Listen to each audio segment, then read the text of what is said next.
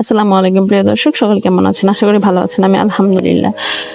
এই যে দেখুন, একটা খুবই ইম্পর্টেন্ট একটা বিষয় আপনাদের সামনে আমি এনেছি। প্লিজ ভিডিওটা কেউ স্কিপ না করে শুনুন ভিডিওটা।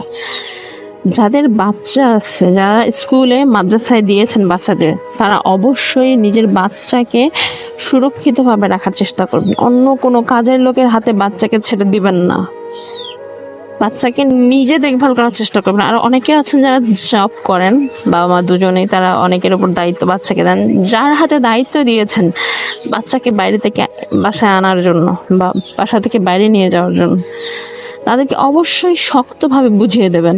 তারা যেন খুবই সাবধানে বাচ্চাকে নিয়ে বাইরে যায়, কারণ বাচ্চার হাত ছাড়া যাবে না। বাচ্চা হারিয়ে যাচ্ছে, কিডনি পাচার হচ্ছে, বাচ্চাদের অনেকগুলো বাচ্চা বর্তমান অবস্থায় হারিয়ে যাচ্ছে। আপনারা সার্চ করেন গুগলে, পেয়ে যাবেন তথ্য। আপনার খুবই সাবধান সতর্কতার সাথে বাচ্চাকে রাখুন।